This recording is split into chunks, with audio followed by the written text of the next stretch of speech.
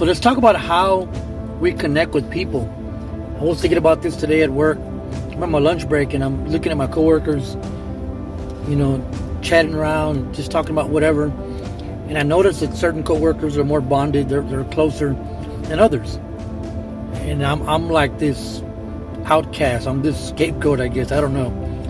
I don't have the closest bond to everyone else. I'm kind of like on the outskirts.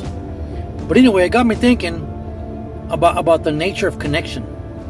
And not just at work, but in church, just in life.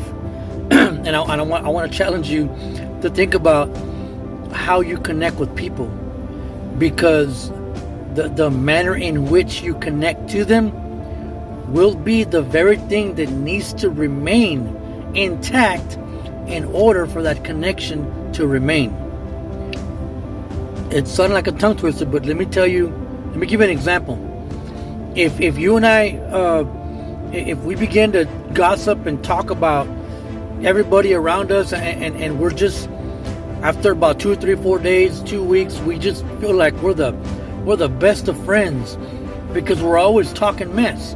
We're always gossiping about everybody.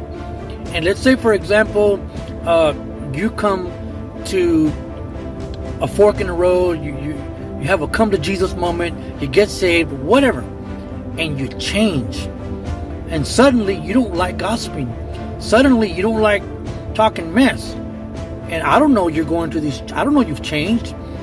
And now I come to you and yeah, man, and I'm just going and continuing to talk to you, connect with you the way we've been connecting. And suddenly you don't feel the same anymore. And so you're going to start not engaging me. You're going to start backing up, and I'm going to be like, what's going on? And now we're not connected anymore.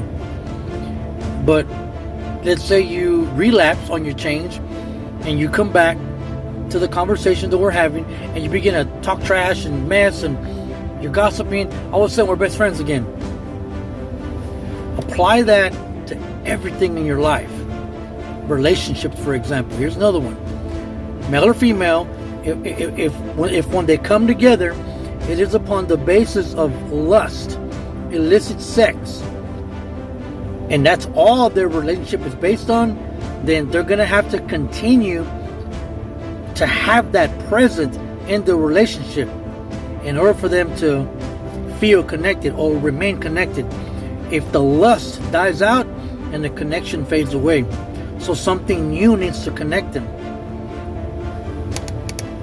Kids, politicians, like this applies all across the board. And I was thinking about it. If you want to have a healthy, lasting connection with people, then the health needs to be present. If you want to have a nasty connection with people, then the nastiness needs to remain present. I put it to you like this. I heard a pastor, a preacher, someone say, talking about a church, whatever the preacher or the pastor wins the congregation with is what he needs to keep giving that congregation in order for them to stay. And it's food for thought, because it'll have you thinking, rethinking, and examining what you are using to connect with people, what you and people are connected by. This is why when you come to Christ, your connection to the world, there's this huge gap, because you don't have that desire to just be raw and sinful and worldly. The connection is gone. Therefore, people around you who are still a part of the world are going to look at you like, what the heck is wrong with you? You're both still human beings, but the thing that connected y'all, sin, is now not as present in you as a believer as it was when you were not a believer. And if this makes any sense to you, I want to advise you to rethink not just how you connect with people, but also to encourage you that if you're not connecting to people the way you used to be, it might be a good thing. Think about that. We'll see you on the next one.